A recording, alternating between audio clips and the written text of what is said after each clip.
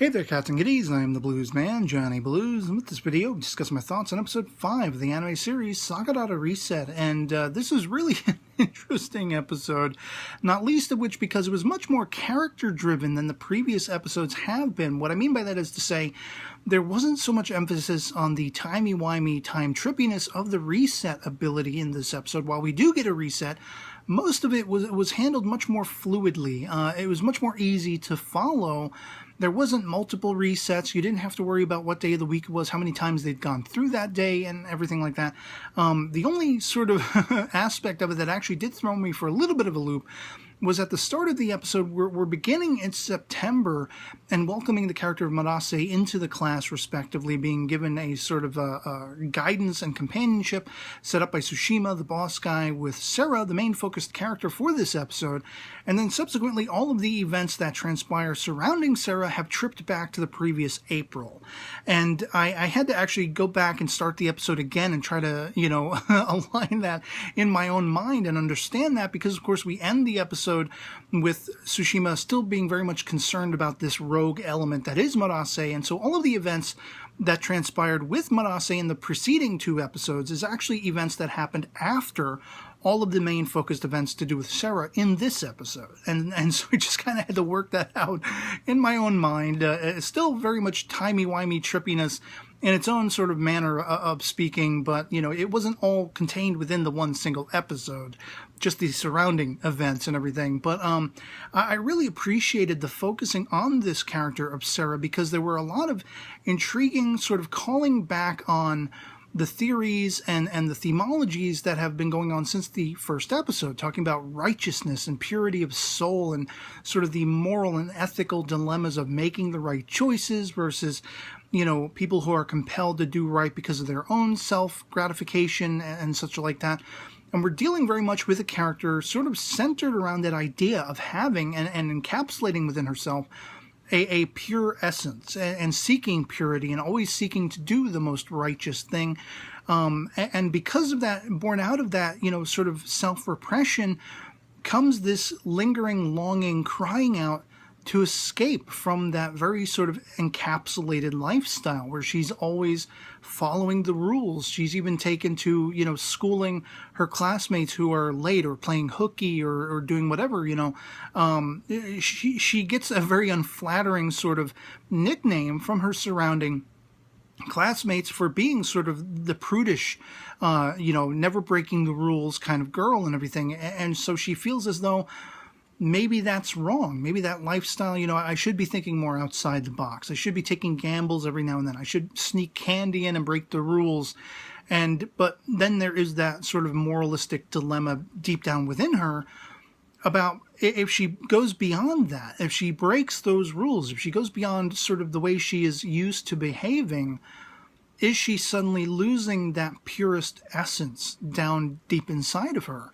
For I myself, it was something I had to evolve into, sort of breaking the rules and thinking outside the box, because for the most part growing up, I was pretty much, I wouldn't say a stringent student. I wasn't academic in any stretch of the imagination, but I always tried to get my homework done. I would always do that before I would go out and play and that kind of thing, and just trying to do right by what was, required of me, what was, expected of me and things of that sort. And outside of that, of course, I played a little more loosely with life and rules and everything like that. But I didn't actually start questioning those rules and pushing the envelope until I myself was in a scenario. It was a very sour school sort of surrounding.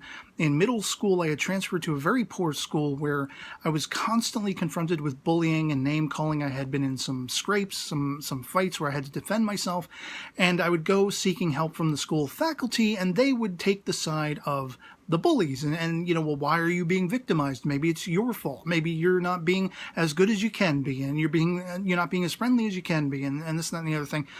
The kinds of things that sort of break your mind. You're hearing this from the people who are running the school, the teachers, the faculty, the principal. something's wrong with you for being victimized, for following the rules. It's okay. So I was like, well, F this. I threw the book out the window, and I became somewhat of a rebelistic type of person in nature. And I was, skipping class and getting into more trouble. And it took going to a bad school for me to, sort of start breaking down those walls that I had built up for myself in a similar fashion to how Sarah has. But unfortunately, Sarah is operating under the belief that there's something failing in being pure and being true to her nature of wanting to follow the rules and get the homework done and be to school on time and all these kinds of things. And so do we find through her ability, which is transferring her consciousness in a sense into reflective surfaces, she can pass through these reflective surfaces. And as we see at the start of this episode, tripping back to the previous April, as I say, she finds this marble and her soul, her essence is pulled into it when she just wishes she hadn't missed the bus and she could have been to school on time. And it really spells out a much deeper sort of viewpoint, that whole aspect that I've been talking about, of that self-purity, that self-righteousness, making the right choices, doing right by what, society and your surroundings, your school is expecting of you. And so there is a part of her that is crying out to taste that salacious sort of breaking of the rules. I'm going to sneak candy in, and I'm going to eat candy on school grounds where it's not supposed to be. This is, very sort of minor as far as breaking any sort of rules. And then, of course, subsequently she finds out from Kay, well, that's not even breaking any rules, as long as you're not doing it in class, you can pretty much eat whatever you want, whenever you want.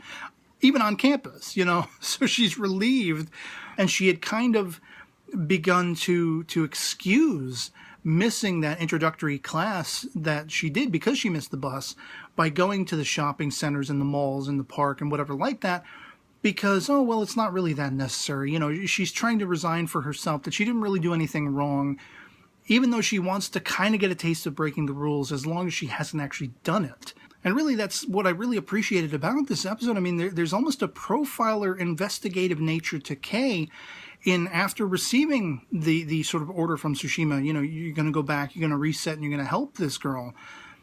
Kay could not abide doing that without first understanding, becoming almost an investigative journalist to understand the form and function of Sarah, of who she is, of what might have motivated her to use this ability. Of course, he knows from the word go that this is speaking directly to her ability, but what was the provocation and what were her surroundings? How did she grow up? How did she grow this complex, like finding a means of understanding there was a complex, and how that applied itself to whatever might have motivated her to escape, in a sense, seek a means of escape for having broken the rules. She was brought to boil because when she got to the school late, when she saw what the time was, and as they described, she could see it through the inverted reflection inside the marble, suddenly the world, like the bizarro world contained within that marble's reflection, became the purest version of the world around her, and she needed very much to escape the world where she had arrived late, where she had sought to break the rules because she didn't want that for herself. She wanted to remain pure. She wanted to remain, sort of stoic in the way she has always been, the way she's always carried herself and viewed herself. And she let herself down and thus poured herself as a means of escape into the marble, the world within which, sort of looking outside from within it, suddenly the world was the right side up again, even though it's all upside down to we, the onlooker from outside of it. And so I love all of that moralistic, ethical dilemma that she is personally experiencing. It's much more on a personal level than just sort of the philosophical ramblings of the characters that we've seen thus far. Going back to the discussions in the earliest episode with, Samir and Kay, here we have a character who is personally being affected and inflicted by it, by that moralistic value, that dilemma of always having carried herself righteously and making the right choices and the purest, possible decisions, and having that inkling that maybe I'm wrong because of all the peer pressure that surrounded her, questioning that, seeking to break beyond that, and realizing this was not being true to her own nature. And then sort of, funneling herself into this marble as a cry for help. Thankfully, she was found, and thankfully nobody gave a second thought to, oh, there's a marble on the ground next to her. Let's leave that be. Who knows if she was crying out from the marble, if they would have heard it immediately and knew what it was. I mean, thankfully there were no little a-hole kids who would come over and like smash it with their boot or something. I've seen this happen in school myself, And so for all of those values, I really much more appreciated this episode because it was much more plain stated. It was much more straightforward. There wasn't so much timey-wimey trippiness, apart from, as I say, at the beginning, starting in September, and then you have to realize, oh, they went back the previous April, and all of the events that happened in the previous 2 episodes happened post all of the events in this one, and such like that. But none of that really mattered to the crux of the story. They didn't play too heavily upon it for the sake of the story, for the sake of the characterization of Sarah. And I think it's something we can all relate to a degree, as I said, where you want to make the best possible decisions. And unfortunately, there is an aspect of learning from one's mistakes. We are all human and perfect. We all make mistakes. And it's those who rebound from those mistakes and make better choices afterward, actually learn the lesson that has been doled out for them, that make the better steps forward. And she is the type of character, as we see by the end, she's given that relief by the end. But of course, Kei is still very much of the opinion, when bringing Tsushima up to date, there's still a risk factor. And this plays into what began the episode for me, because we saw how carried away with herself Marase had been in the previous 2 episodes, to then open this episode knowing that opening is happening after all the events in this particular episode that are surrounding Sarah, to see that Tsushima has linked Sarah with Marase. If either one of them breaks beyond the values and lessons learned that they've both accrued subsequently with Marase the previous 2 episodes and Sarah with this episode, they would make for a pretty dynamic and potentially dangerous duo if working together. And that to me just, it's one of those things where, are they going to conform more to the righteous side, the side that Kei and Haruki are very much trying to keep moving, are trying to be a part of and create. He kind of wants to create a team in a sense, or at least somebody had posited that in the discussions on one of my previous episode discussion video in the comments, the idea of creating sort of a team of these ability users and using them all in tandem, working in tandem to make a more bountiful effect for, the surrounding town, for anyone who is ever victimized. Imagine what it would be like if it went far beyond just Kei and Haruki using their abilities together. We've already seen them using like his buddy with the capability of throwing his voice into the minds of others and everything. Think of all of these powers come together, what good they could actually do. But then, of course, there is Tsushima, who has the line in the episode sort of just, poking at Kei's chops, I guess, busting his chops a little bit, where he's saying, it's good that you two have signed up for this particular group, and how quickly you did. They're asking him why exactly he wanted them to fill out the application forms and everything so quickly. Was it because he had something for them already? And of course he did. But then he sits back and he sort of, in a self-satisfied manner, he says something along the lines of, well, now I can do all of these many bad things that I want to do. I could do whatever I wanted, as many bad things.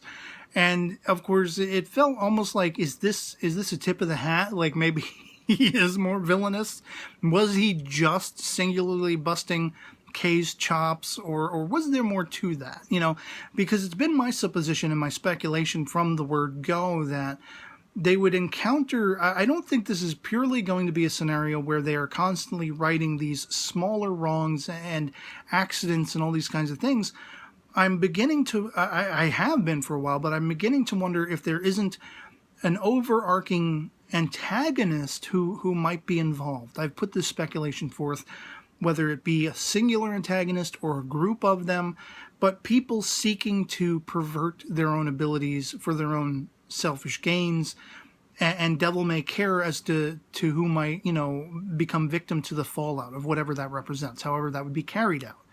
And I still hold that suspicion that somewhere along the way, there is an antagonistic element working against them in some fashion. And I think this will be something that will play back into the fate of Sumire. If you believe she died, if you believe she didn't, if you believe there will be some manner of being of a way that Kay will be able to trip back that far and correct that from happening. I mean, again, Sumire is in the OP, so I have to presume that story is not said and done yet, that aspect that revolves around her. And I can only at this juncture sort of speculate and formulate that there might be something antagonistic serving as to what might have provoked that. Something as yet unseen that will eventually be revealed and that Kay will have to work against, and maybe in the aftermath of succeeding to defeat it, whatever it may be, whomever it may be, perhaps actually being able to save Sumire, if she actually did in fact die. If it wasn't a ruse, if it wasn't something, pulling the wool over Kay's face and everything like that, over his eyes. And so that line of Tsushima did just strike out to me. Like, is he just playing around, or is there actually truth to it? Is he actually up to ill doings and things like that? And also, I forgot to mention in my previous episode discussion video, but there were scenes of, where you're looking at Tsushima as Kay and Haruki are going and speaking with him, that, and again in this episode, that he reminds me very much in his character design of Spike Spiegel from Cowboy Bebop, but with Taki Sensei from Hibike Euphonium's hairstyle. If you look at Taki Sensei's hair, this guy, Tsushima, the boss guy, has the same kind of hairstyle. It's not the same color, but then the structure of his face, the character design of his face, his nose is not quite as pointy as Spike's, but I posted over on my Facebook page a comparison. I made a little collage comparison of the three. You can see very clear cut that the hair is almost right off the head of Taki Sensei in places. And the facial structure, the way Tsushima looks facially, is very reminiscent of Spike's. I even got it down to the, same sort of poses and angles of his face and everything. And it was really intriguing that. I basically sort of surmised it as being, kind of like seeing an older, somewhat thinner, a little more aged Spike, but with Taki Sensei's hair. And so for that, I thought, okay, this character stands out a little more to me, whereas I didn't even bother to learn his name, really. I just kept referring to him as the boss up until now. I finally took note of his name, and that's because now he's much more of a standout character with that recognition in my own mind.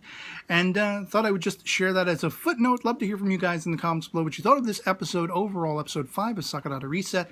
The entire emphasis being on the character of Sarah and her moral dilemmas.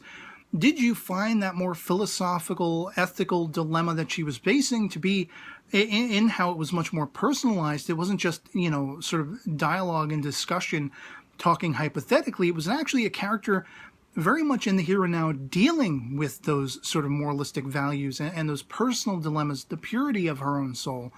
Did you feel it was that much more compelling? Did you still feel sort of outside of the box looking in and not really wholeheartedly making sense? Do you agree with me that this episode was much more fluidic in its flow and you could understand it that much better for it and everything like that? Love it or hate it, anything goes in the comments below. Just love having that conversation. Otherwise, it'll be pretty much it for me on this. Hope this video finds you well, and I'll catch you all later.